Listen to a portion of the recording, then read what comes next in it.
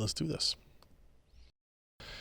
Hey, everybody. Welcome to the PC Perspective Podcast. This is episode 442 being recorded on March 22nd, 2017. I'm Ryan Schraub. I'm Jeremy Hellstrom. And I'm Alan Molentano. Where's Josh? Josh apparently has a man cold, which is now the new internet thing for a cold or a flu, but you complain a lot more because you're a guy about it. And apparently I think that's a thing. It's really a bullshit thing because it only happens to Alan that I know of. Who's like, oh, my sinuses hurt, so I can't come into work. And I'm like, take an ibuprofen and let's do this, right? Apparently Josh wanted to use that excuse as well. Ken and Alex are here too. They usually have to be like throwing up. Oh, I don't know about that. Bullshit. There's been a lot of messages in the Slack. It's like, no, I just got out of bed and I can't really breathe too good, so I'll just be at home. Just be back in bed. I've got Rourke stuffy noses to deal with. I don't know. So we're missing a Josh, but that's fine. We'll just talk about things anyway. Make more fun of him behind his back instead. You think he's watching? Yes. Ah, damn it. Apparently. If you're too sick to be on, better. you're too sick to watch. No, you know? I never understood that when I was a kid, right? Like, you'd be too sick to stay home, or you'd stay home from school, but you had Not no allowed to problem watch like TV? playing video games. No, but like you would, right? Well, yeah. And as a parent, I look at back, that's bullcrap. I wasn't right? allowed to like play video games if I was homesick. But no, Josh is bundled up there in a bathrobe. He's got a hot water bottle on top of his head. Did His I have feet in the video hot water games? Yeah, it sink, was and so he's long watching ago. us on TV. Yeah, You can just picture it, I can't you? had an Atari 2600. Also, I guess when I was a little bit older, right? So I'm talking like when my mom wouldn't stay home when I stayed home Yeah, from when school you were type of home thing. solo. Obviously, she wasn't going to do anything if I was playing video games then. But yeah. So you were home opening your Christmas present. But now, early. if like my kid stays home from school when she's sick, I'm gonna have cameras in the house to make sure she's not playing video games. You're a dick. You better be in bed. I'll tell you what. I'll let you read a book. And then the cameras are And going that's to start it. talking to the kid because he can like start piping in with his voice. know. Like, It- Well enough to read a book, she can go to school. right. Oh, no, I was allowed to read a book. Spread But- this disease because you to can your do friends. that in bed. If it Kids was like- anything other than that, and kid, you're going to school because you're obviously not that sick. Yeah. But I mean, you can watch TV in bed and whatever. That was fine. That's No, we that's- didn't have TVs in bedrooms. Oh, really? Oh. It's a very Again, on passive purpose. thing. Well, yeah. I didn't have a TV in my. No, I take that back. I had a TV in my bedroom when I was in high school, I think. Yeah. We don't need to sidetrack anymore. I bought a 65-inch big screen TV. That, like when they had like the big consoles, like DLP? I don't think it was before DLP. It was just a projection TV. Wow. CRT Oh, rear yeah. projection. Weigh a ton. Yeah. Yeah. And I was yeah. working at Best Buy, and it was when you got great discounts on everything, right? You paid 5% over cost on stuff. Yeah. So I remember being like a senior in high school, and then I think what year did Halo come out on the Xbox? Was it Indie that? something? Was it? I thought it was maybe. Somewhere around there. No, whatever it was, but like there would be four guys sitting on my bed playing on this 65-inch projection TV that was literally 3 feet from us, which was great because every quadrant looked like a normal sized TV Yeah. for the on-screen multiplayer. So, Guys in your bed, huh? oh yeah, with all the lights off and the shades drawn, and lots of Mountain Dew was probably being drank at the time. So anyway, welcome to the show, everybody. We do record the show live streaming at pcper.com/live on Wednesday nights at 10 p.m., 10 p.m. Eastern, 7 p.m. Pacific. And you can, if you need a little reminder, if you want a little note sent to your email inbox every Wednesday to let you know that we're going to do this stream, you can go to pcper.com/subscribe and you get this page here. And all it does is it asks for your email address and your name and email address. That's all it asks for. And we'll send you a little notification when it's time to go. It looks like our screen isn't updating over here or something. Like I'm scrolling and it's not scrolling on our stream. See, like I'm like if Not good. I'm streaming. Did your connection get loose? Let me see. And obviously, we have our Patreon campaign going here. If you go to patreon.com/PCPer, you get this page here. It is your ability to directly contribute to the website itself. If you think anything we do is worth a damn, whether that be Allen storage testing, this podcast, VR benchmarking, looking at Windows 10 schedulers, whatever tickles your fancy, we can do that. And anybody who becomes a patron and or increases their Patreon contribution during the show will get a shout out during the live stream, as long as I can read it on my email here. And I already have one. I've had a man cold for 3 days. Just edited their pledge to $4.99. That's a tough break if you've had a man cold for that long, because it's really severe to have it. Yeah. All right. At least we're here to assuage your illness, give you something to think about. We're going to jump through some stuff we have today. Is pretty straightforward. First up, Sebastian wrote a review of the Topre, which I believe this is the correct pronunciation, right, Ken? We figured it out after years of me having one of these keyboards on my desks. Topre RealForce RGB 108 key mechanical keyboard. This is pretty looking, of course, because Sebastian took all the pictures of it. It is the electromechanical. It was an capacitive key switch, not electromechanical. Yes. Capacitive key switch that I actually that Topre keyboard that is sitting on the floor over there near your desk. That's one that used to be on my desk. That was the there was a different. What was the name of that one? Something keys. Something? No, it's capacitive key switches. No, but I thought there was some kind of, it was the Topre something. Oh, maybe. I don't remember. That keyboard. Yeah, they have some sort of a name. I can't remember what it is. It is a patented hybrid between a mechanical spring and a rubber dome switch and a capacitive sensor, which combined provide tactility, is apparently a word here, comfort, and excellent durability. I did like it. It did have a very tactile feel, but was not overly loud and obnoxious, right? So the Topre is an interesting company in terms of just how they promote and market their companies. I think you remember Seasonic was like the distributor in the US for these keyboards. Topre is a Japanese company. The RealForce brand is like a sub-brand under Topre that I don't think is only sold through Seasonic anymore, but now you can kind of buy it direct. But it also adds some complications in that the software that you want for this isn't readily available on any easy to access website. Oh. Right? And so that's a negative. Sebastian had to go to the Japanese website and you could download a US version. It's all in English and it all works. But like the US website didn't have it. Right. So it was kind of an odd, setup there. But in terms of the keyboard itself, he definitely did like it. They have a unique, I consider, very high quality build to it. You can see kind of the key structure, like the arc of the keys as well. I really liked mine, and I don't think there's a whole lot of differences in the mechanical build quality here. But it seems pretty positive. The only change is the addition of some RGB goodness, if you're into that. Here you can see the software at work, and it looks pretty straightforward. It's not required, but if you want to do all of your customizations, you can do that. You can do various key.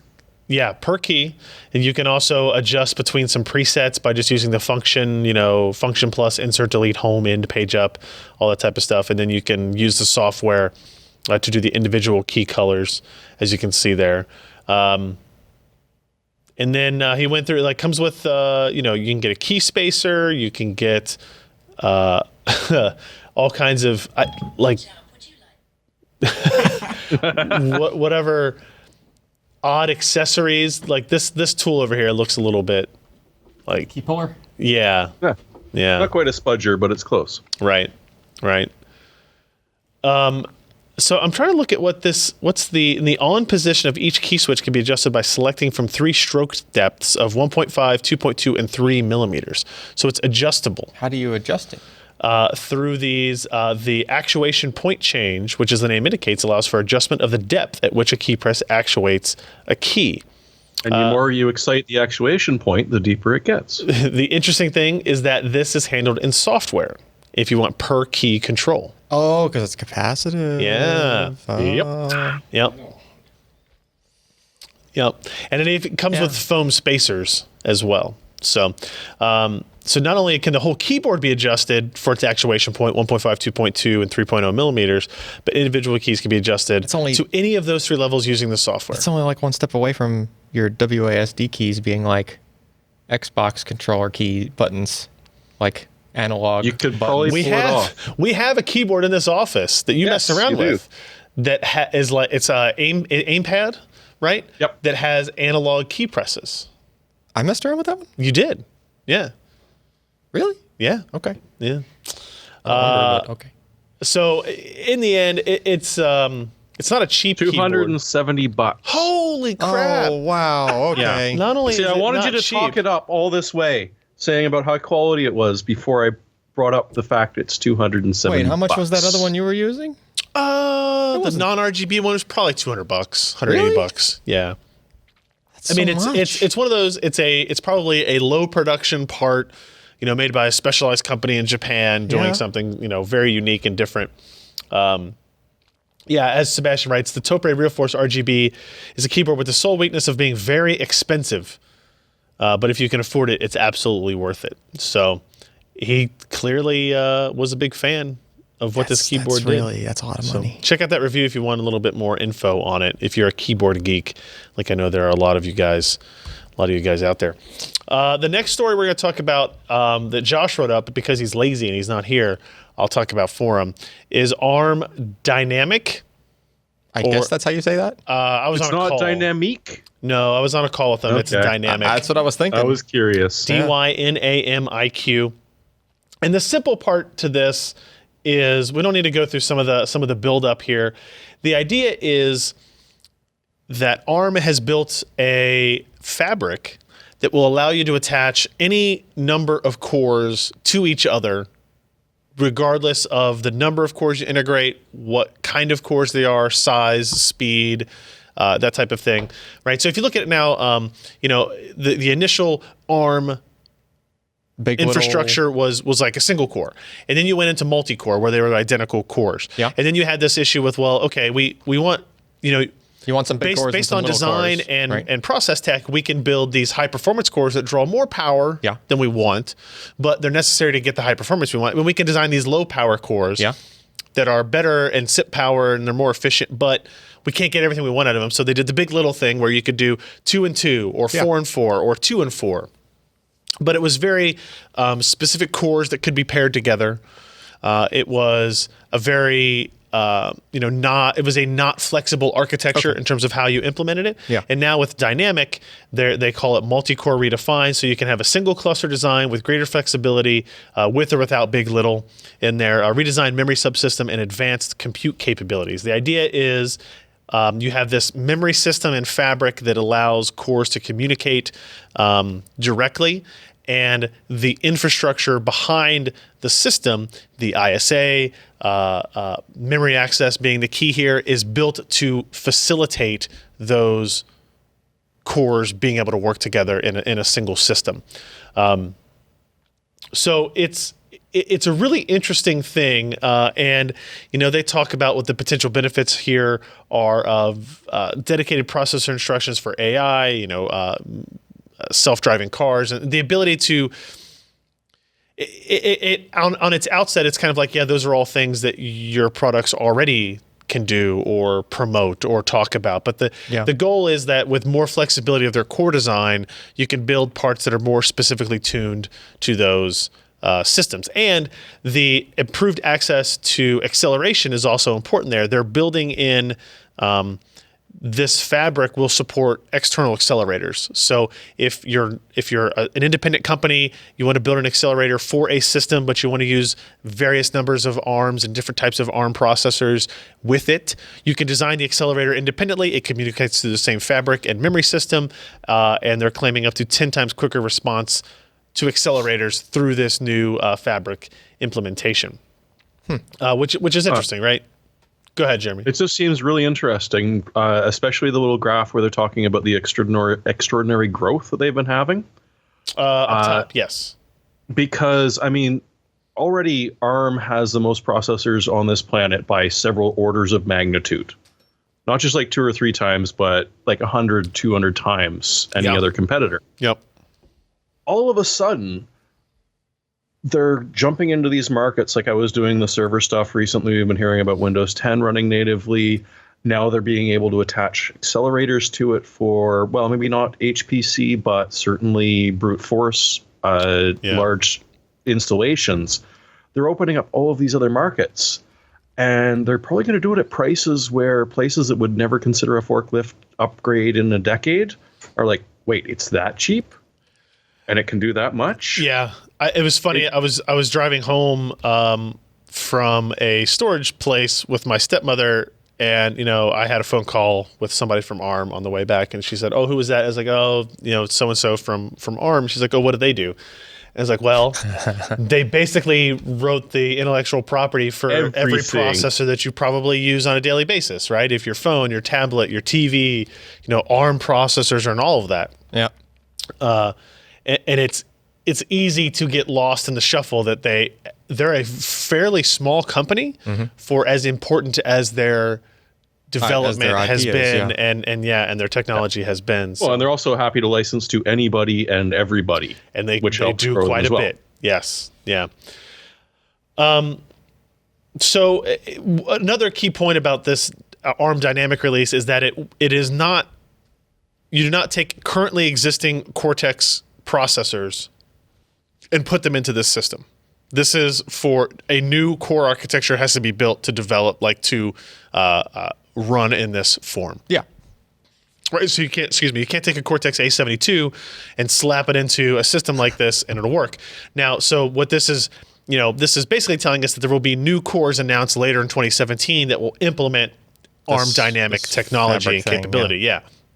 Now, what they did say is any cores, say they come out with a A75 or whatever it's going to be called that supports dynamic, those will be backwards compatible, so you can use them in a non-ARM dynamic system if you want to just use standard big little or single cores or whatever you want to do. Makes sense. But it would appear at this point that ARM is going to be tailoring their cores for that technology, which will be interesting, right? Because I think if you look at something like what did NVIDIA call theirs, where they did like 4+1 essentially? Yeah, where they did 4 big cores and 1 little core, and the little core is supposed to do like the idle tasks when the screen was off, and obviously that chip didn't end up being very successful in the mobile market, but that was their implementation. It was a good idea, but it was it was asymmetrical, so I imagine things were a little bit more complicated in how they had to architect that CPU. So ARM has the knowledge to adjust these things, and you can see, they're looking at power savings across all this and the ability to, a lot of that memory architecture is going to be how do we transfer threads from a high performance core to a low performance core that maybe has different cache capabilities, different register capabilities, but in order to save power, all that has to be coherent. Maybe it goes into separate side caches. I don't know how it's going to work, but it seems like we'll learn more later in this year as well. So Josh did a really good write-up on this. If you're kind of curious about what the technology may bring to mobile devices, we say may because as most of the time when we talk with ARM, we're talking about technologies that will be around in a while from now. We're talking the first products that will ship with this is probably mid to late 2018 would be my guess. And we'll know more, I guess, again at the end of this year. You need kernel support as well. Yes. There's a new ISA. It's ARM v8.2.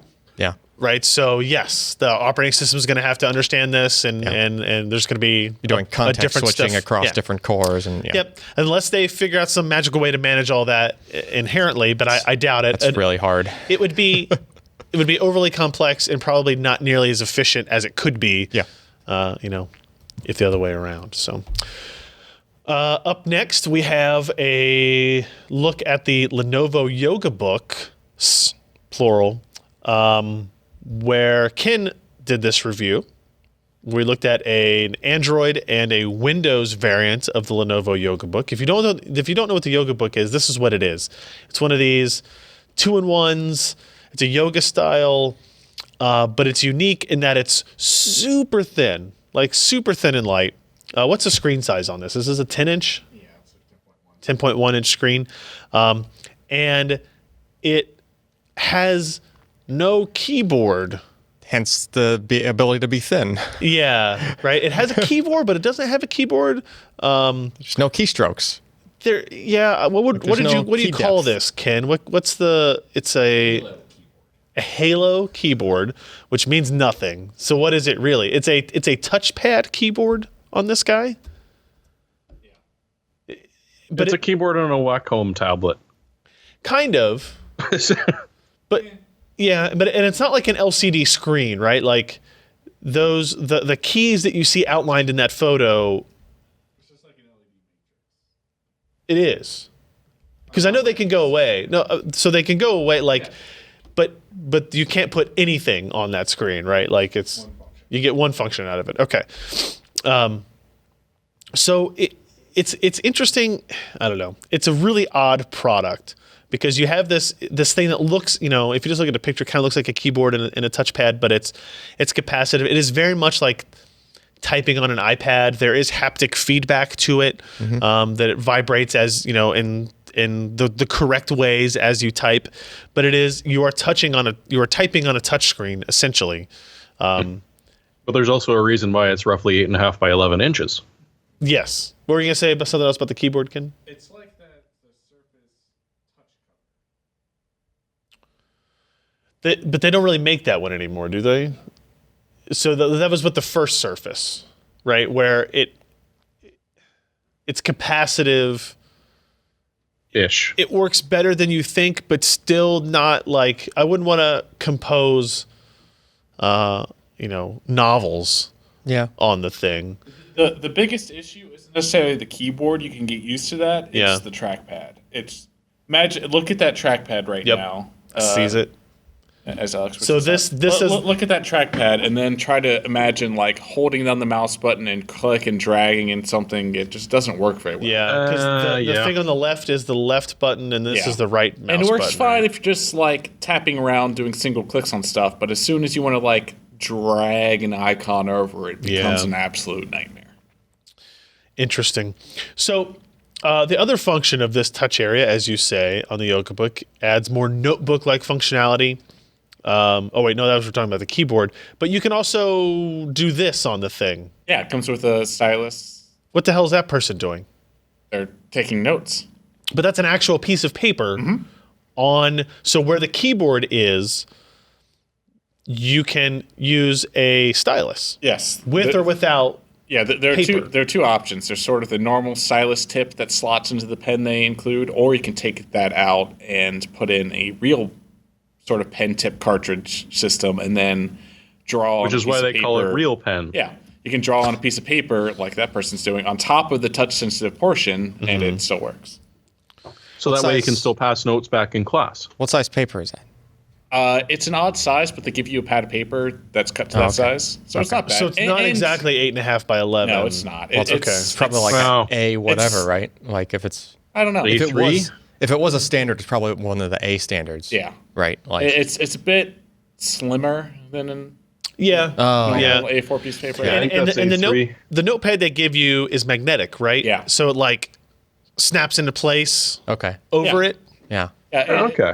I imagine they sell those separately. So but what is the use case of this, where you are drawing on a paper and it's also showing up digitally on the screen side? So you can have an offline backup. Well, that too. I mean, if you're a could student you- taking notes, it would be helpful to have the paper version as well, right? Could you flip it around But- all the way like yoga the thing, so that way you're just writing on what looks like just a little tablet? Without seeing Probably. the screen? Yeah. I think so. Probably. I think so. So the issue with writing on the tablet, if you're not sketching or something, is that you can't you're not drawing on top of the screen, so you don't see what you're writing. Your Yeah. hand is disconnected, like using a basic Wacom tablet that doesn't have a screen behind it. Sure. Yeah. So I think that idea throws off a lot of people, and the paper is sort of a way to help that Okay. because you see actual strokes. Right. It's It's an interesting, like, I'm not an artistic person, so like there are artistic benefits to that type of implementation that I just can't comprehend. Yeah. Yeah. Like initially, the idea of taking notes that way, I like the idea of having a digital copy of notes that I'm taking, but I don't like the idea of kind of having to carry physical paper with me. I mean, you don't have as to. I'm going.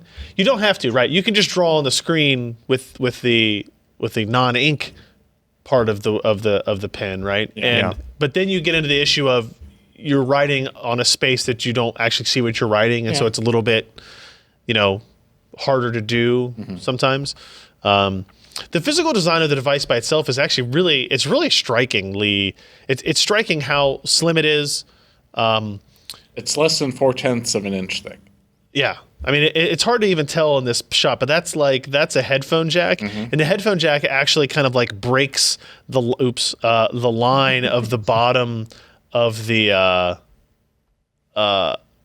Good thing Apple didn't make it. Like it goes below it, right? Yeah. And it kind of like breaks the thing. It's available in Android and Windows. You don't want it in Android. I don't think you want it in Android. Yeah, I think the Windows performance is all right enough to where you should just get the Windows version so you can. What's the run hardware in apps. this guy? This is It's an Atom X5. Okay. Yeah, Atom X5 Z8550. I mean, performance is not going to blow you away, but you can run. I didn't necessarily run into any Windows apps I couldn't run. Right. Stuff wasn't the fastest, but Yeah. I mean, for me, this is a Windows plus OneNote yeah, type device. It's got a huge amount of battery life. like 10 hours of battery. Yeah. With our screen at 180 nits, it got 9 hours and 3 minutes with a 32 watt-hour battery. While web browsing. Yeah. So Plenty of battery. I think I took this device with me on a trip as a media consumption device, right? Like put a bunch of movies on it. I think I was going on an international trip. I was like, okay, this will be good. What kind of screen is it? Is it TN, IPS? IPS, I think. Oh, okay. Yeah. It's not super cheap. Yeah. The Windows version's $499. Yeah. Android They version's only both- $30 less. They both hover about $500. I think they're both $500 directly from Lenovo.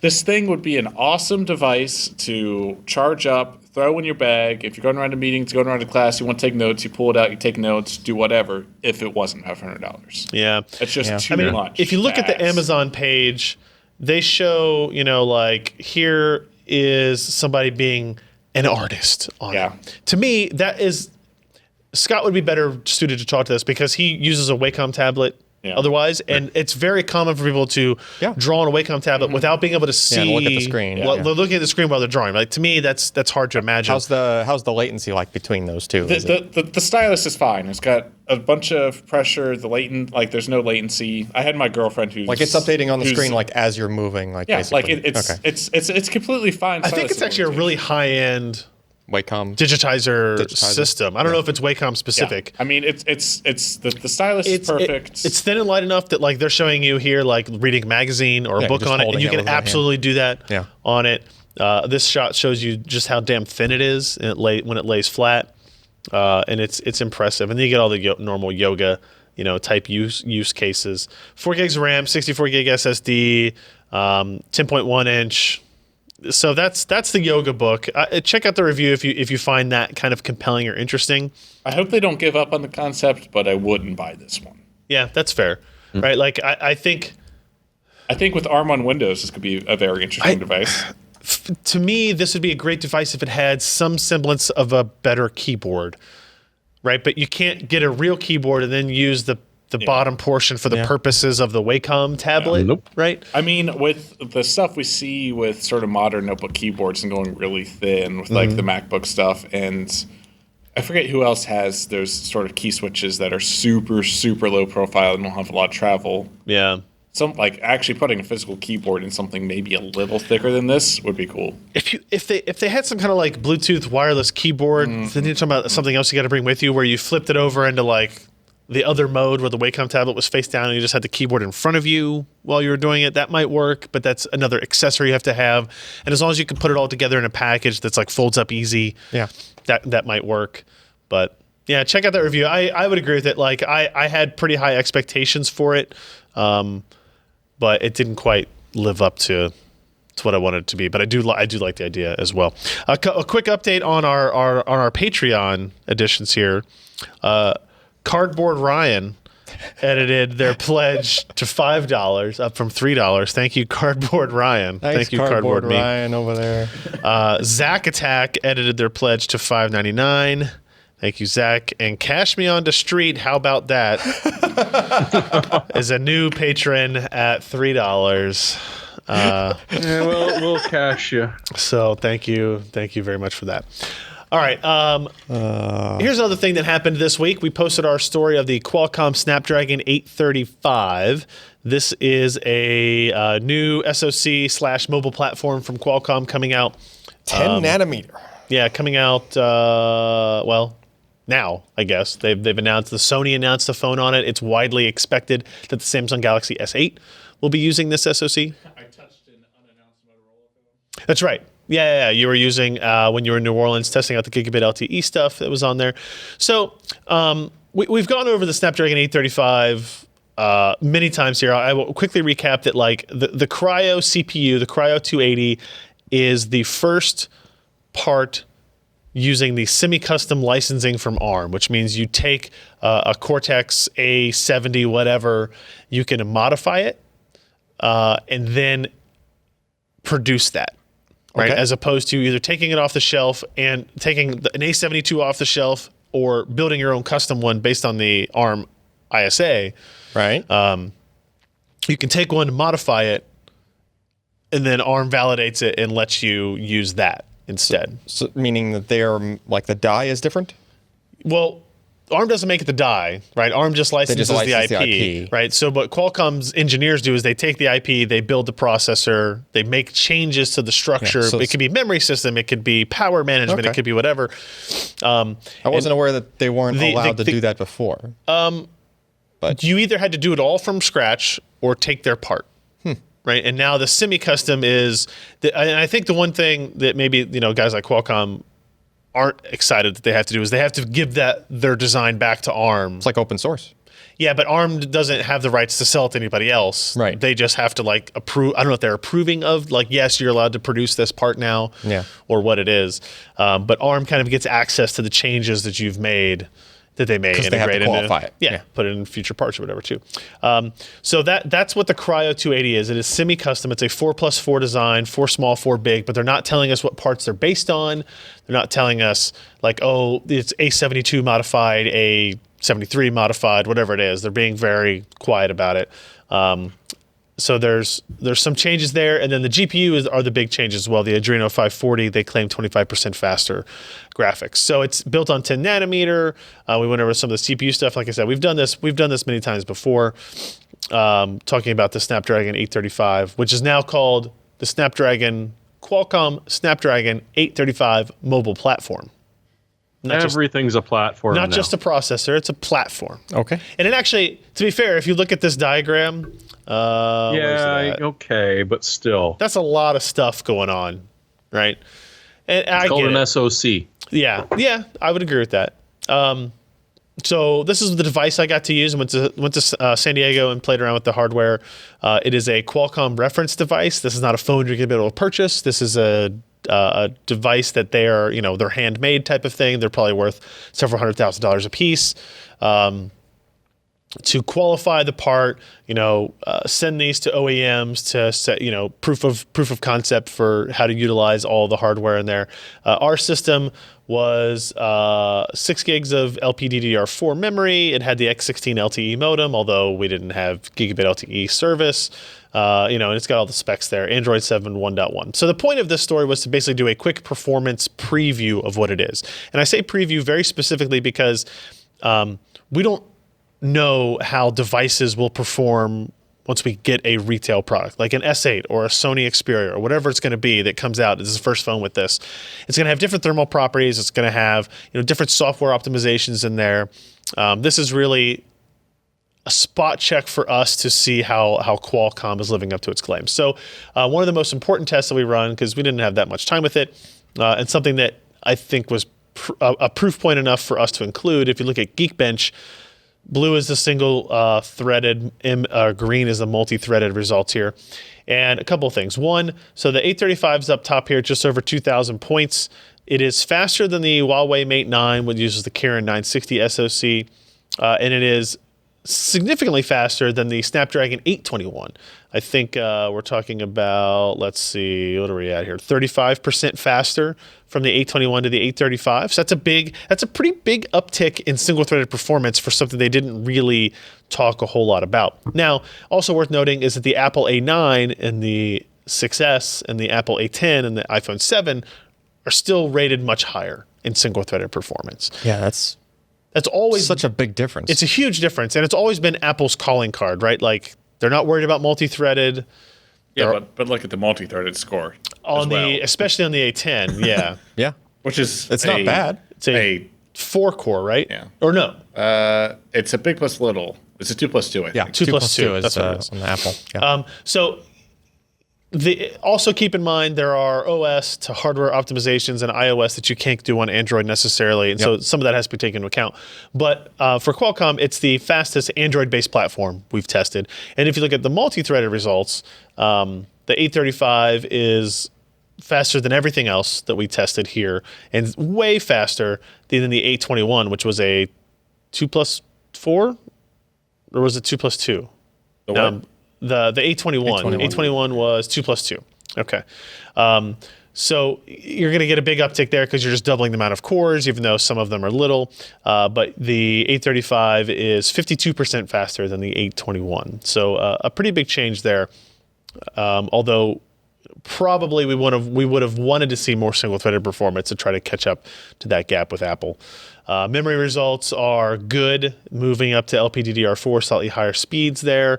If you look at some of these browser-based tests that are really just JavaScript performance tests, Google Octane, again, look at the Apple results are always very high because of the tight integration of the OS and hardware. But the 835 is faster than the Kirin 960, which is its kind of primary competitor for right now. And obviously, than itself, the 821. It's worth pointing out here, however, even though the 835 is faster in Octane and faster in Geekbench, the Kirin 960 is in a shipping part now. It's been shipping for several months. The Snapdragon 835 is not really shipping commercially in a part yet. So they're ahead, but we don't know how long they'll be ahead for, depending on what HiSilicon and Huawei's roadmaps actually turn out to be. Now, in terms of graphics performance, the 835 is great, right? So Slingshot, 3D Mark, and ES 3.1, it's fastest. Slingshot ES 3.0, it's the fastest. All of our GFX bench testing, it's the fastest. So basically what this means is it has the best graphics performance of any mobile chip. So what do you use that for? You either use it for better VR performance, better gaming performance, or you use it to lower power efficiency or lower power draw while running at the same frame rates that you were running at before, in theory, leading you up to higher bandwidth, or I'm sorry, higher battery life. This is an interesting picture. This is on the right is the 10 nanometer 835, and on the left is the 14 or 16 nanometer 821. Mm-hmm.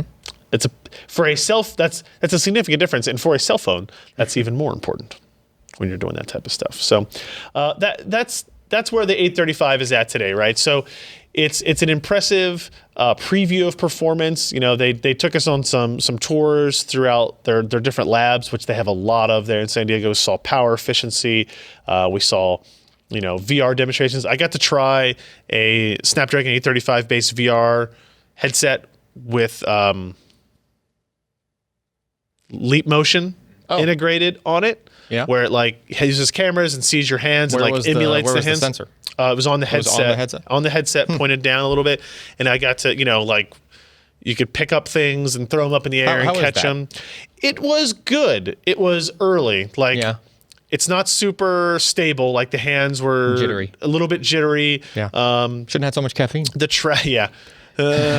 tracking wasn't spot on, and different things. Yeah. But it was easily the most impressive demo I have seen since like some of the early VR demos of like HTC Vive or whatever, where like this is really cool. This is what's going to be it. Like it's clear that being able to see your hands and do things as you would normally do interacting with them is the next step. Right, whether or not they can get it to work and what the software complications are and how you interact with things because you don't have any haptic feedback. Yeah, you don't get any. At least with the controllers, there's vibrations and there's other things. You're just waving your hands But around like if I reach to pick up this can and I feel like I have it, I get no. There's nothing on your hand. Yeah, I get. And like if I crush it, I feel like the strongest man alive. Whatever it's gonna happen to be. Crushed it as if it wasn't even in my hand. It's really cool. I'm eager to get my hands on some Snapdragon 835 devices and see if they actually live up to a lot of these claims. Power consumption is going to be the big thing. Snapdragon 810 had power issues. Yep. And they don't want any repeats of that. So we'll see. All right. Up next, Alan, we're going to talk a little bit about Optane. We are. Intel Optane SSD DC P4800X. This is an actual product name that Intel is launching. That they have actually briefed us on, and we're actually allowed to talk about It's on that picture. The Intel Optane SSD DC P4800X, which is a real product. But this is an enterprise product, not a consumer product for now. Yes. And it also comes with Techron and V-Power. Sure. It's got a sweet ass Shell heatsink on it. I'm not gonna lie. I do like the new heatsink design. Yeah, it does. So what are we looking at here? We are looking at this is Crosspoint, like in a product that's going to be a retail product. 3D Crosspoint that we have talked about for a while. For 2 years. A while. Now. Yes. Might be more than 2 years by now. Yeah. Which is non-volatile memory. Okay. But not flash memory. It's some form of phase change memory that goes way faster than flash. And one of the reasons that help it go way faster than flash is that flash memory you have to erase in relatively large blocks. You have to program in relatively not so large pages. Right. Like there's limitations on how you can do writes when you mess with flash memory, and also reads take a certain amount of time as well. This Crosspoint stuff works more just like really insanely fast. It's not multi-level cell. It's just a 1 or a 0 stored in a particular place, and it's able to write stuff in place, like at the byte level. Like if you want to just change 1 byte, you can just change just that 1 byte. You don't have to shuffle a bunch of other stuff around, right? Yeah. So the end game there is that it acts much more like RAM. It behaves much more like RAM, right?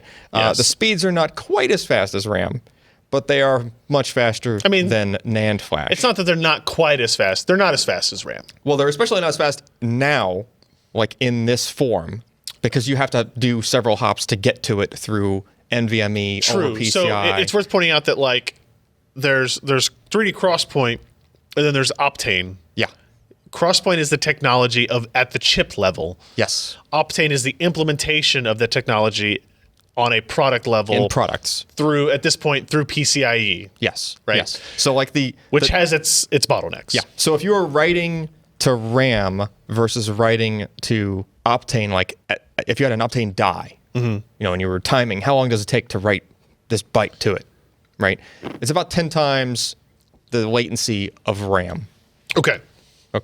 But 10 times the latency of RAM is still way faster than the latency of trying to write to NAND flash. Yes. Right. You're still like 100 or 1,000 times. I wish they had made these terms less similar sounding. Like if you're having a conversation on the phone, you talk about NAND and RAM. Yeah. It's a little bit more confusing. I know. Well, you could just call it flash. There you go. Just to make it easier, we'll just call it flash. So the point of that is that as we look at this product, as we look at this picture and this spec sheet, it looks like a PCIe SSD. It is a PCIe SSD. Do we still call them SSDs? I guess so. It is still a solid state drive. Yeah. But it looks like a flash PCIe SSD. But it is behaving very differently technologically. Yes. Although at the end of the day, who cares? Like it's super interesting technologically. Sure. But the performance and the pricing and what capabilities it offers and kind of pushes forward and advances is really what matters, right? Yes. For either consumers or enterprise or whoever. Yeah. So this thing is not meant to be the thing that replaces Flash. Okay. Meaning why? You're not going to buy, if you had a server that had, say, 4 terabytes worth of, P3700, which is a Flash enterprise SSD, you're not going to replace those 4 terabytes of Flash with 4 terabytes worth of this. Okay. Oh, God, no. Just because it's more expensive? Not of the price. Primarily because of cost. Okay. But also... But you could have one sitting in front of them, couldn't you? Yes. You don't necessarily need all of the Flash or all of what is in that Flash right now running that much faster. Yeah. However, it would make a pretty mean caching layer for that stuff. I think let's start it out this way. Like the Optane SSD, the P4800X, as I'm just going to call it, the P4800X is a product that will exist in an add-in card as well as a 2.5-inch U.2 drive, right? And it's primarily aimed at 2 implementations. One is to expand your memory footprint. Yes. And the other is to cache your SSDs. Yes. Right? So hard disks. Like just a caching layer for anything slower. Yeah. Okay. So, but it's interesting in that depending in which method you go with is very dependent on what your workload is. Exactly. Right? Yeah. If your workload would benefit from more memory, but you don't want to spend, because memory is still significantly more expensive than what this is. Yes. Right? Especially when you get into the high rank densities. This is an option for that. Yeah, you could have a server that you wanted an entire like 0.5 terabyte database sitting in RAM because you just needed it to go that quickly. Yep. Right? Instead of having to buy a 0.5 terabyte or 3/4 of a terabyte of RAM and put it on a server. This, despite the fact that it's like $4 a gig, that's still way cheaper than ECC DRAM. So the 375 server, gig version of this is $1,500. Yep. Or so. Yep. Right. So one question in the chat already came up: is it limited to by 4 PCIe bandwidth? I mean, this particular product. Yes. Is. The implementation was so like your peak bandwidths are still limited by the PCIe. So they're saying is it limited to the by 4 bandwidth? It's actually limited a little bit shy of that. Because of just normal overheads. I just think it's the controller because clearly the Crosspoint itself can go really damn fast, so that's not the problem. I think it's just their ASIC, just their physical interface between both. I know Intel didn't talk about it at the event we went to necessarily, but like the DIMM implementation of Optane that Intel has talked about publicly before. Yep. That would be faster than this. It would have a much higher peak. Now, I think there are they ran into some hiccups with this and complications with it. That's why they're leading with this and not that. But that would be what I'm saying. I just want to point that would be a different interface for Crosspoint. It would. And for something like the DIMM form factor, you wouldn't even have a controller in the middle. Right. It would just talk through the CPU. It would have to be host managed. Like the CPU, the BIOS, all that stuff would have to understand that it was talking to not RAM, but it was talking to something else, right? Which is still, I mean, that's just going to take some time for all that stuff to line up, right? I mean, I'm sure somewhere in Intel's campus there's some physical Crosspoint DIMMs sitting somewhere. Oh, I'm sure. Yeah. Can't sell them because you can't just plug them into stuff and have them work properly, right? So in that respect, that would pretty much, take the lid off of any kind of like what seems now to be something that's not fully utilizing, PCIe 3.0 by 4. Right. It's getting close. Don't get me wrong. And especially if you're doing things like random access. I mean, this thing, it has sequential read and writes rated at around like a little bit over 2 gig per second, and it has random reads and writes rated at the bandwidth equivalent of the same. Okay. Like the same 2 gig per second. What would that be on like a P3700? For what? Those random. Like what would a P3700 actually reach? Yeah. I mean, they're rated, it's like, I think 440,000 or something like that. Okay. But you have to hit a queue depth of like 256 to get that. Right. Whereas this, at a queue depth of, I think, 12, it hits 550,000. Okay. So, and if you go even lower on the queue depth, which you have to realize for a server, or for pretty much most workloads, as we've come to find out more and more often lately, you don't hit 256 Q depth. You don't like the Q depths you typically run at on a machine are on the low end. I would say if you're hitting Right. 256 Q depth, probably something's broken. Yeah, it's like your Database storage is a serious jacked, or bottleneck there's some other bottleneck. Yeah. Or you need to spread it out more. Yeah. So the key for not just an Optane thing, but anything that's a storage thing, what you want is you want the stuff as quickly as possible. Right. You want the latency as low as possible. Yep. And you want it to be consistent. Right. You don't want it just low. You know, if it's low most of the time, but 10% of the time it's, a really long latency, That's that would bad. be bad. That's bad. Right. Yeah.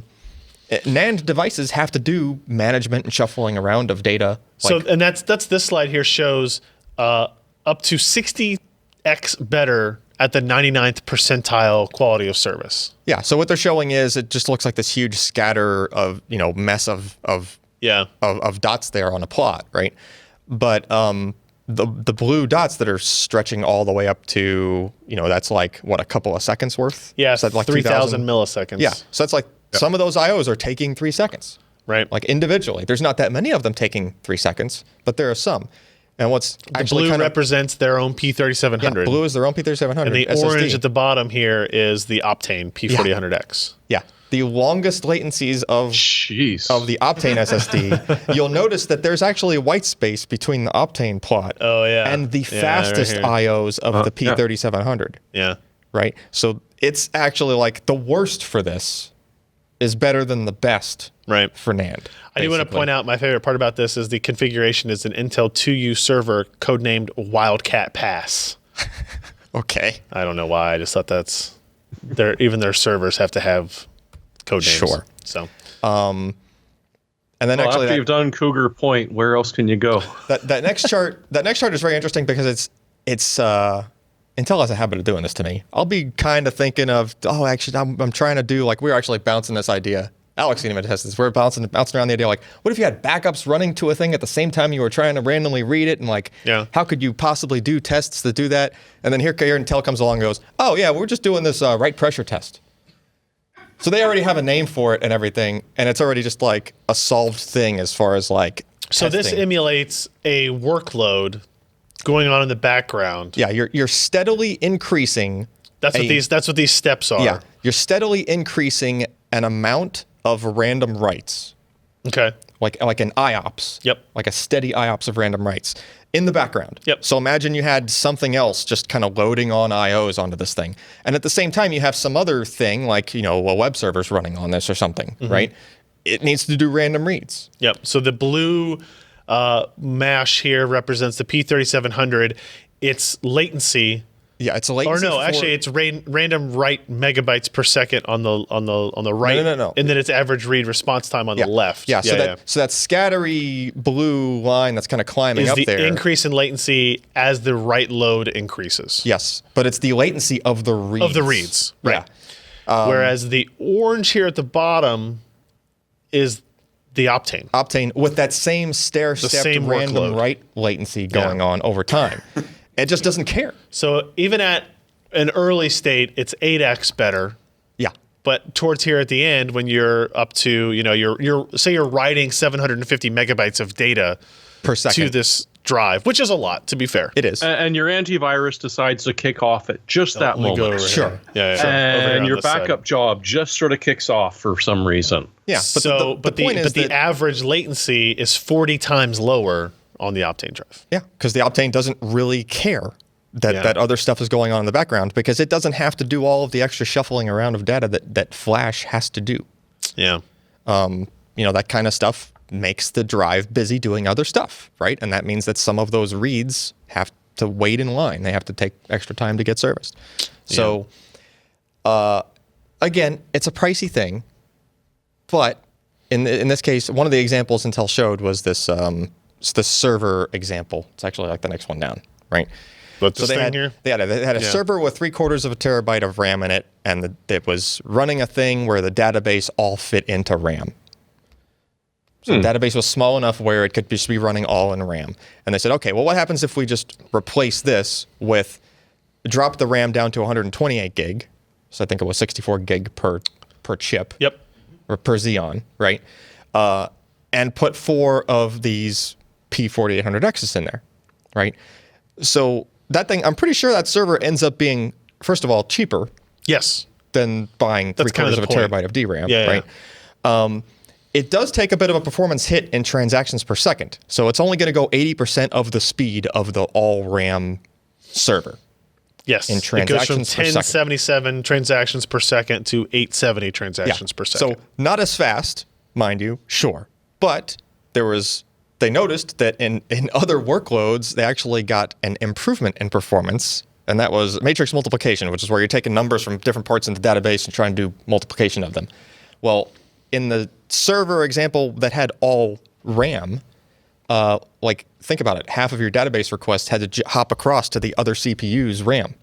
Mm-hmm. So you're going across NUMA, right? Mm-hmm. You're going across the interconnect between the CPUs, right? Whereas in the Optane system, either CPU just goes straight via PCI, via its PCI to Optane. And the way that they were able to optimize just how their driver works for this thing, right? For this kind of overlay. It works like a hypervisor, which I think is the coolest part of it. You just install this the thing. Intel memory drive technology. Yeah. So you're not reconfiguring anything else underneath it. It runs as a hypervisor and then boots your OS, and it just sees what looks like RAM. It's an extra piece of software that will cost more than the cost of the drive. Some licensed. You have to license it, right? Where it's like they called it like a hypervisor, but it's like the most bare bones version of a hypervisor you could have, right? Where it's basically helping map the Optane drive as memory. Yeah, basically that's what it's doing. Yeah, but the comparative cost and the ease of installation, that's a reasonable expense. Exactly. That's where you just pop her in and away she goes. That's why they're excited about this stuff, because they're like, look, we made it work this way. You can do this. You can just plug it into the server and just have your server run this other way, you know. And they had other people up there talking, and they had, VMware like ESXi 6.5 has support for it built in already now, because they've been working with. Yeah, there's other stuff with support for it. So in other words, it's aware that it is a faster tier than Flash, and it can use it accordingly if you just basically point it to that thing that's plugged into the system. So in other words, you don't have to completely reconfigure your VMware server infrastructure. You just kind of add this thing, and it can speed stuff up for you. Right? So it's pretty cool. Now, obviously, for the majority of our audience, we're kind of waiting for what the consumer version of this will be, which they've said there will be one. They did at the event. They said that there will be a consumer version of it. Yep. And we're not allowed to give details on that, but at the end of my post, I decided to do a history lesson.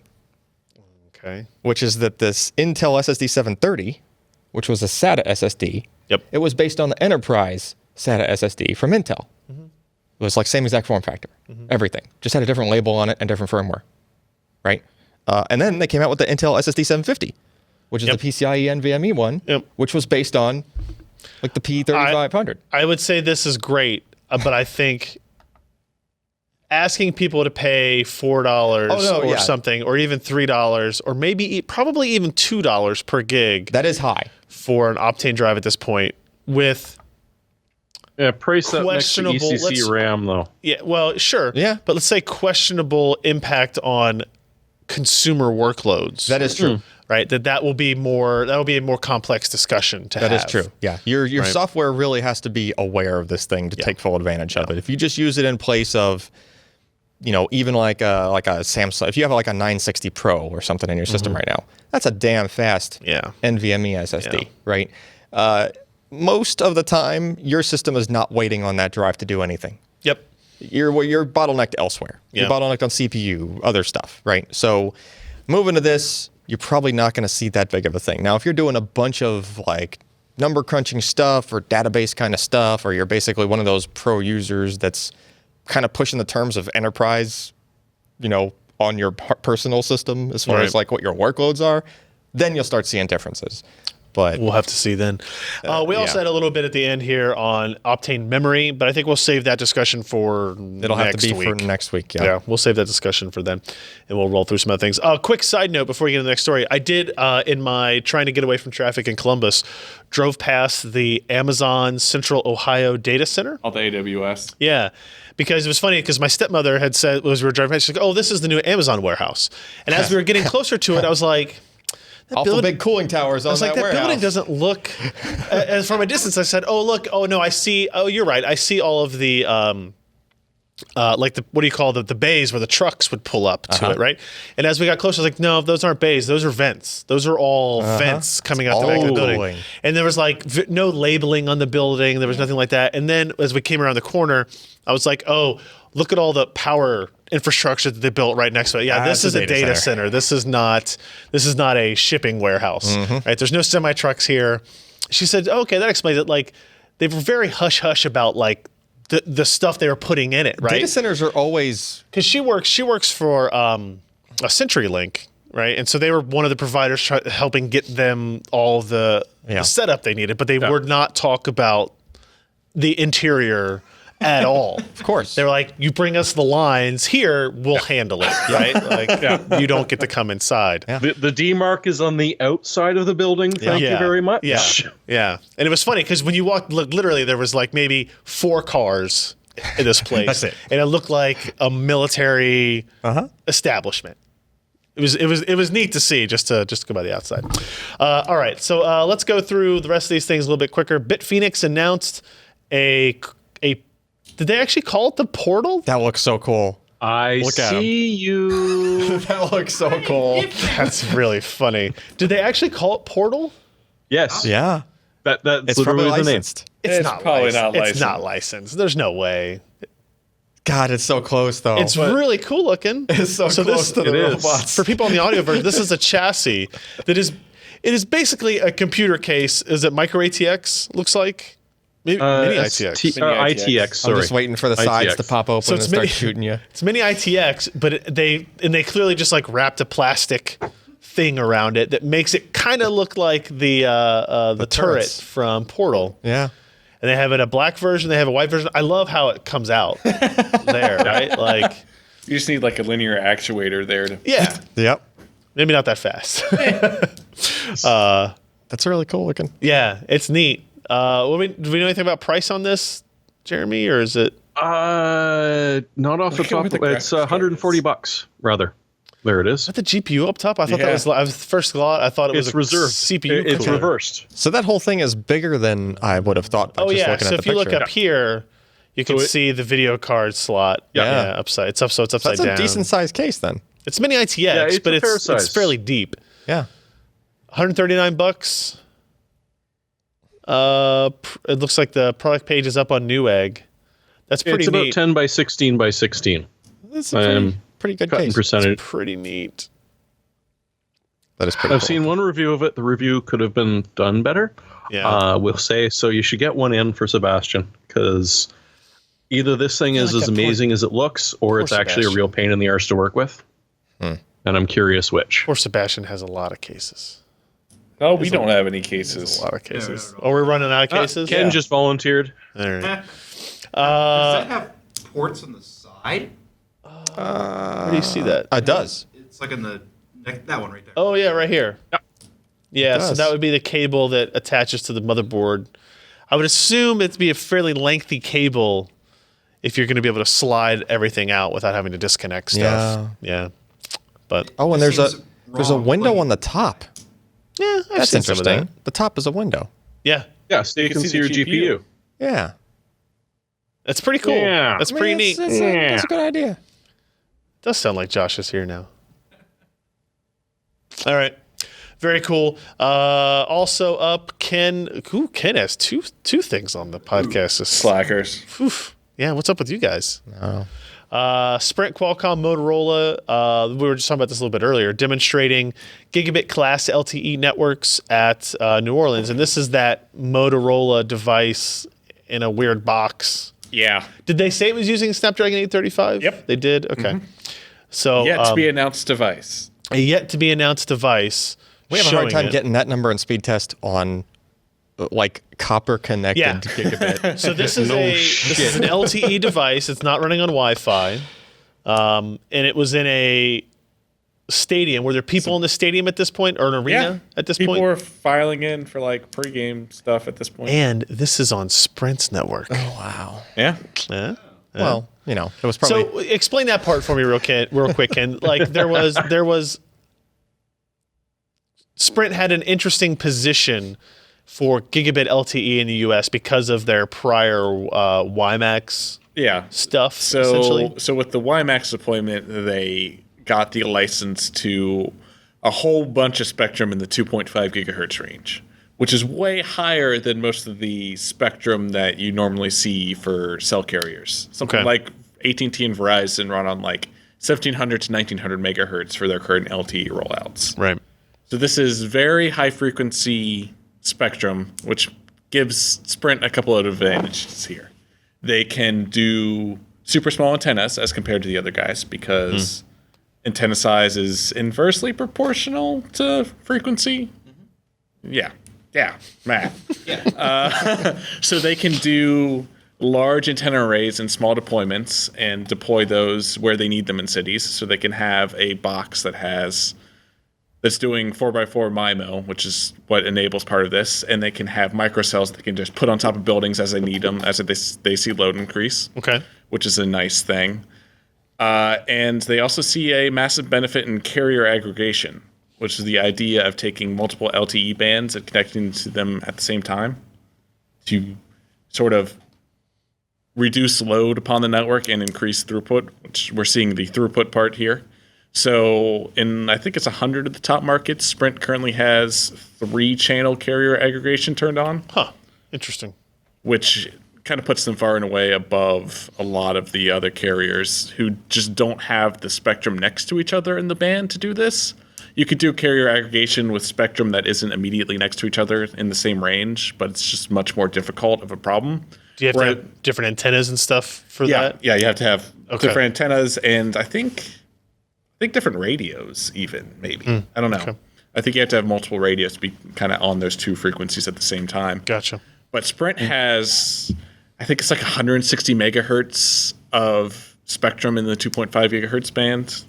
Which looks like they say 204. I think that's their total allocation. Okay. I think it's like 160 in 2.4 specifically. Okay. And an LTE channel's 30 megahertz, I think, currently. It's something like that. I think it's 30. Okay. Is about what they're using. So they can do... Does it do HSPA as well? No. Damn it.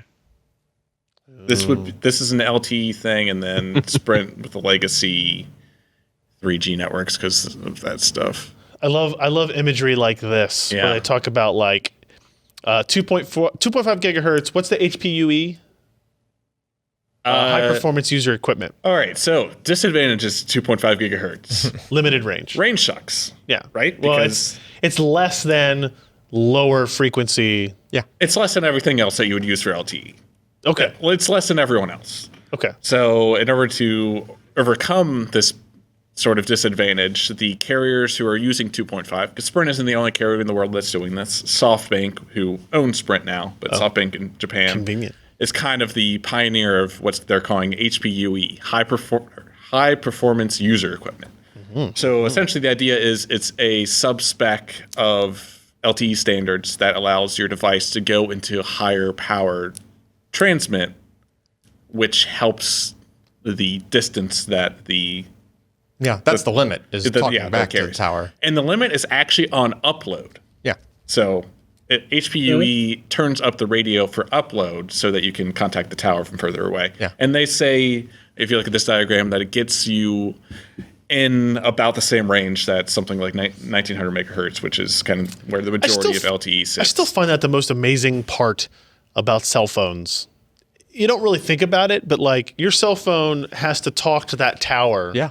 2 miles away or a mile away. Yeah, and that's the limiting factor. From this little thing. Yeah. It has to have the power to get back. You don't want to use a lot of power. Right. That to me is still like And that's why your And I battery mean, air goes is crazy certainly a when you're- conductor, but it's not an amazing conductor. I feel like my dad when he would say like, I don't know how your fancy technology works these days, but whatever, right? I feel like that when I said that out loud, but it was like, how does this send it all the way over there, right? Yeah. Like I can barely understand how the radios on that talk to Wi-Fi, you know, but to think that it's going through things and through walls and all that crap, and they have to account for all that is really impressive good to me. signal processing. Yeah. So the downside of HPUE is that it has to be implemented by the device manufacturers. They've seen some adoption. The LG G6 was announced at MWC last month or earlier this month, I guess. It's the first device that has HPUE, but they say there'll be more. This Motorola phone we saw has it. Right. I wouldn't be surprised if something like the Galaxy S8 had it.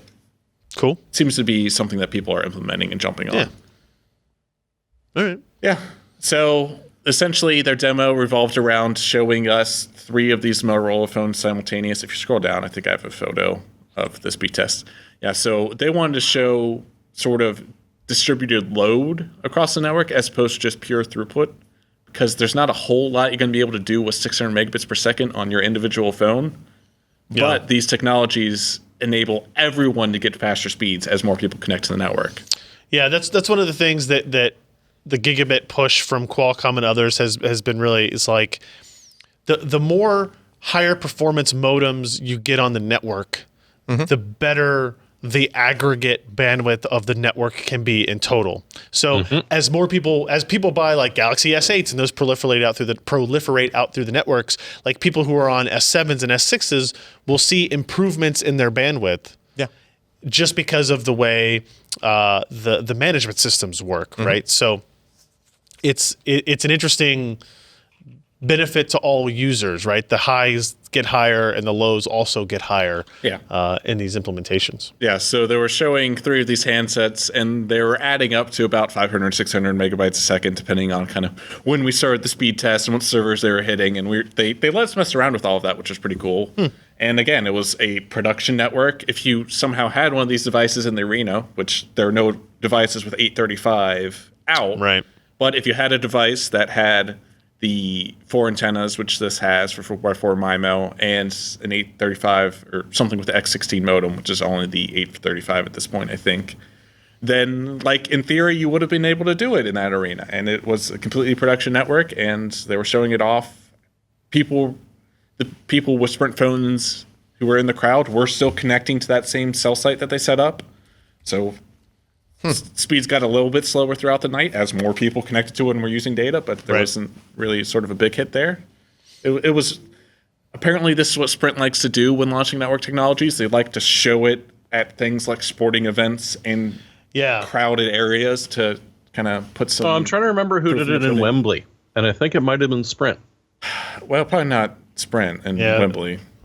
That was paired with Voda or whoever it was over there. Yeah. I mean, the big They were thing again is showing off. that is the torture test, right? So Yeah, if you're because, going to I mean- test it, you might as well test it there. It's like the bane of my. It's like, I want to be posting all these cool pictures of me at these sporting events, and I can't. Yeah. Luckily, wanna I see stuck my way into the press Wi-Fi at the UK's Rep Arena, so I could still do that. I want to their next test to be like in the convention center at CES. Yeah, no, that's the torture test. I mean, that would be the one. That would be the test. Since we've been going to CES, like my first one was in 2010, somewhere around 2012, 2013, you could actually start to use the cell service, and it's actually usable in that convention center now. I don't know what these networks did, but like, I think what ends up it might have been just user equipment, to be honest. Well, what ends up happening lately, like they'll bring local trucks, temp local sites, cells like temp sites, but then like you have good signal, but the issue we'll run into is like your internet is still crappy because like the uplink from their site is like running out of bandwidth. Basically. Honestly, like that was the case in like 2010 and 2011, 2012 as LTE started rolling out, but like I don't see that anymore at CES. I mean, last CES wasn't that bad. Yeah, like I don't remember like we had trouble getting signal at that hotel, but I don't know if it was the hotel. Yeah. Like But I would have my digital hotspot at the experience. window. No, I'm talking about at the hotel. Oh. I remember having to like drop your phone, like turn off LTE on your phone and drop down to 3G or 2G to even get a data connection. Sure. In that place. Yeah. Huh. This is back in the good old days. I think the proliferation of sort of higher performance and better LTE modems has helped that. Yeah.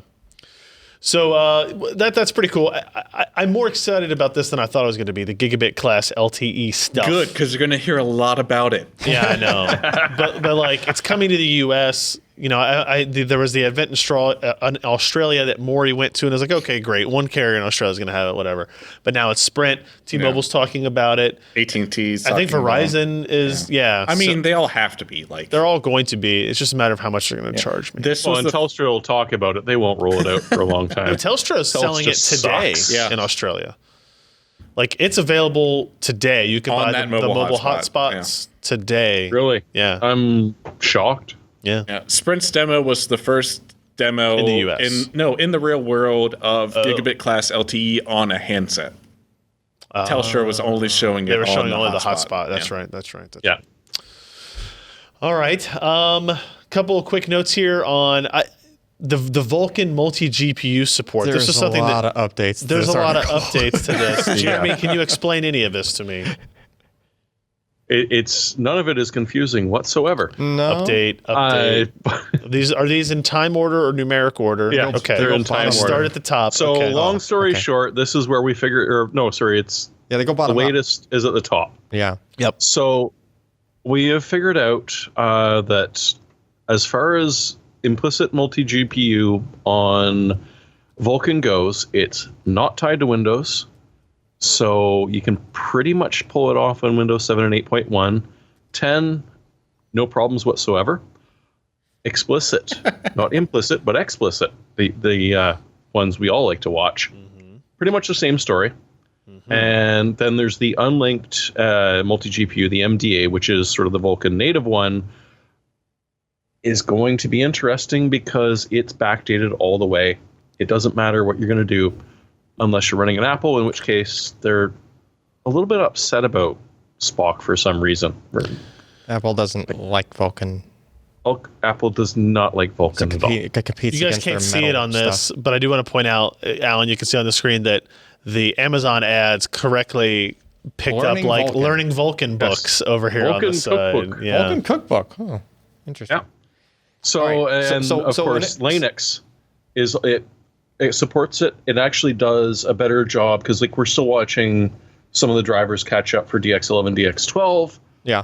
But for Vulkan, Linux is pretty damn good and has been for a long time. So is the deal that we thought it didn't work in 7 and 8.1, but it actually does? That was the thing.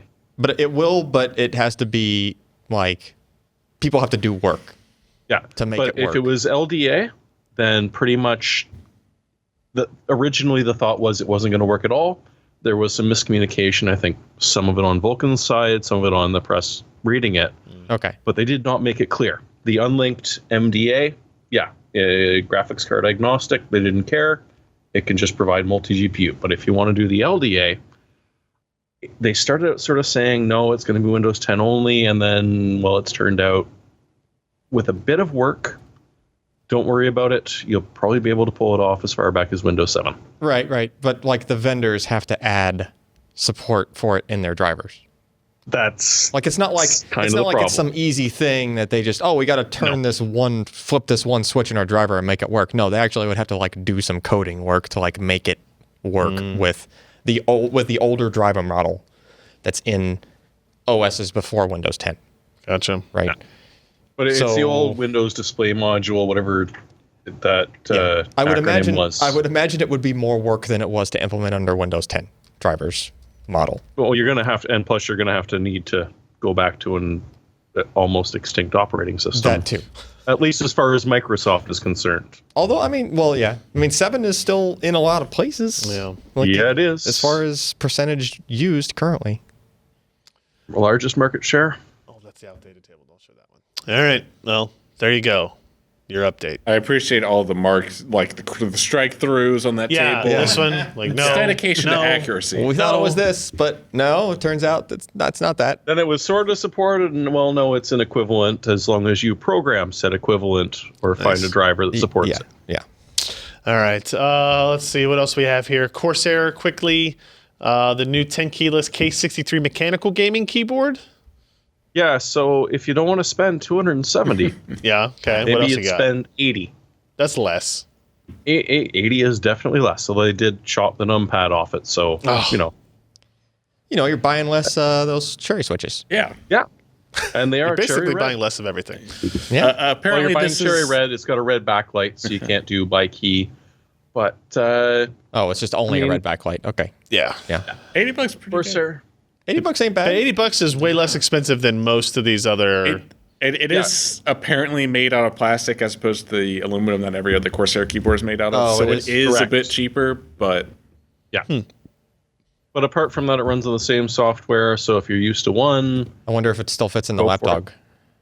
I would suspect so. Yeah. 'Cause it looks like I'd it's be the shocked if it same. didn't. It looks like that cover. I'd be disappointed if it didn't. Let's put it that way. Yeah. It looks like it's following the same form factor, just made out of plastic on the lid Yeah. instead of brushed aluminum. Looks like But it makes sense 'cause Amazon you've got- has it for $79 on pre-order. All right. So you've got umpteen billion gaming keyboards on the market, which are mechanical switches, the vast majority of which start at 100 and go up. Yeah. Yep. Yeah. If you really want one, but you don't want to spend the money and plastic, I mean, do you really want to beat someone with your keyboard? Maybe it's best it was Kinda. plastic so you don't actually hurt them. there. But this one's plastic, isn't it? Yeah, it's not a K series. It's only the- like it's only another the- brand of Corsair keyboard. It's only the top plate of the The other ones that are that's the strafe. aluminum. Okay. Yeah. So it's not. I mean, I don't think it really adds that much to the strength of the thing. Nah. All right, a couple of other things here. We have the EVGA updated SC17, or this is new. 4K G-Sync, mobile G-Sync. Oh no, 60 hertz. this is an It's an updated updated. SC17, 17-inch 4K IPS G-Sync panel, so 60 hertz G-Sync panel. So I think that's probably the major update here. I still really liked our first look at the EVGA SC17, and I know based on what I saw at CES, they actually have another couple of updates coming down the line with this. So this has a 1070 in it. The SC17 you reviewed had a Was 980M. Yeah, it was a 990 Oh, okay. mobile. Yeah, okay, this so is this not the mobile. it's got an unlocked 6820 HK processor, So I Core think that's i7. the same. Yeah, probably. And the 1070 that isn't a mobile version, but it's a mobile version. Well, yeah. They're just It's a branded the same. slightly different. It's essentially same perf level. Yeah. So that's good. It is a 3 display output. If you're a multi-monitor person, as Scott writes here, 1 HDMI, 2 mini DP, $27.99. Very steep, very expensive. $2,800 for the SC17 with the 1070 with NVIDIA G-Sync 4K display, but they do have apparently a $250 off rebate on that guy as well. Be a bargain at half the price. I kind of like its understated like styling Yeah. to it. Just a matte finish black Yeah. laptop. Right. It's built well. It is. Yes. Yeah. The SC17 that I've Feels had solid. here is definitely that. So It's not the ROG with the exhaust pipes coming out the back. no, and it is the- not. No, tail exactly. lights. It's Yeah. significantly understated comparatively. So I wish they nothing could figure out some way to let those panels run at higher frames per second if you dropped it to like 1080p or something. I mean, I know it's not Yeah. a realistic thing, but it just, there. Maybe one day. know, Just not today. because Well, you got to go the other way. You got to have a 1080p upscale. yeah. That you can do, but not reversed. Here you yet. go. Here's your monitor. Our final story. The LG 32 UD99 is a FreeSync 4K HDR display for $999. 95% DCI P3. Which is good. It is very good. Factory calibrated. It is FreeSync 4K. So, this is if you have an AMD Yeah. GPU at this point. Or you could obviously use it at static refresh rate with anything. Yep. It is $999. It's for pre-order from B&H, and it has a $100 gift card apparently at B&H Photo as well. I really, really want to get hands-on with these HDR displays. I have now seen the G-Sync HDR monitor enough times Yep. to realize that I One really was enough.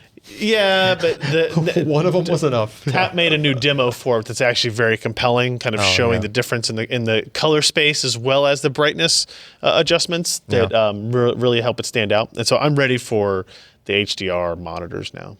They can happen anytime. Yep. I will say, I think this one, did they mention the spec? I think maybe on B&H Photo they mentioned the spec. They never mention the refresh rate anywhere. No, they don't. People assume it's 60. And they don't do the RGB either. It's got to be 60. My one concern probably 60. is that it's only listed as having a 350 candela per meter squared brightness. Yeah. For an HDR Yeah, panel? but Yeah. That doesn't make any Is that sense. actually can't be. honest? Is that? I don't know. It's it's early. I don't know. That's like the opposite Okay, it looks of an like they HDR have panel. peak at 550.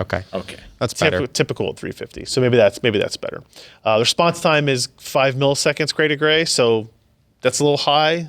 It's Maybe an for IPS gaming type side. panel. I mean, It'll be IPS. Is that typical for IPS? yeah. Yeah. Okay. And since HDR is HDR10. and this has to support LFC, right? Because it's FreeSync 2. Does it say Does FreeSync it say 2? FreeSync? It's FreeSync HDR. That doesn't mean FreeSync 2. Well, it's FreeSync Come on. and I HDR haven't with a heard star. anything. But that's gotta. I know, but it doesn't. I mean, I'd agree with you, but I don't know. Should be. Yeah, I would say should is be. it 2 or 2.5 for 2.5. LFC? 2.5. I seriously doubt Actually, that panel. I think they got it down to 2. Okay. I think they got it down to 2. Because I could see that panel going be down to fair. 30. I doubt it would go down to, what would it be? I don't know if, I don't Yeah. know. It just says 25 AMD FreeSync technology. It doesn't say anything about FreeSync 2. Now, and monitor dealers are getting worse and worse about releasing actual specs. Yeah. But don't worry, there's already reviews. I wonder if they on added their it to, because AMD's got that that cool display page I that lists think, all the. I think it was on there. I think I saw that was on there. Oh, really? Yeah.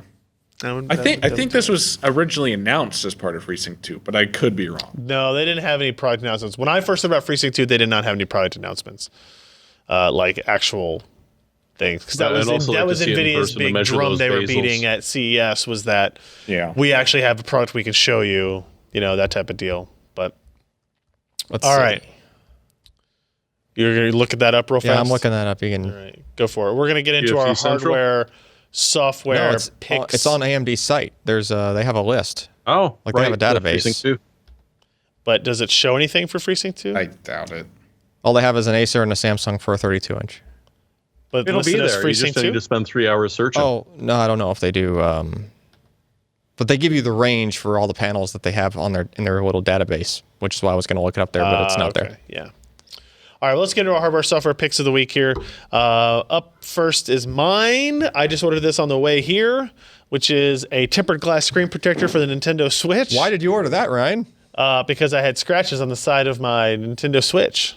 On the screen? Link gets you excited, doesn't it? It's actually not on the screen itself, but it's on the on the plastic that covers the bezel as well. Oh, Like the yeah. Because your dock is scratching it. You got a because bad my dock. dock is scratching. Yeah. Did I get And a it's bad that- dock? it's that soft touch. Or did they design a bad It's dock? a soft touch coating, right? Mine didn't do it at first either.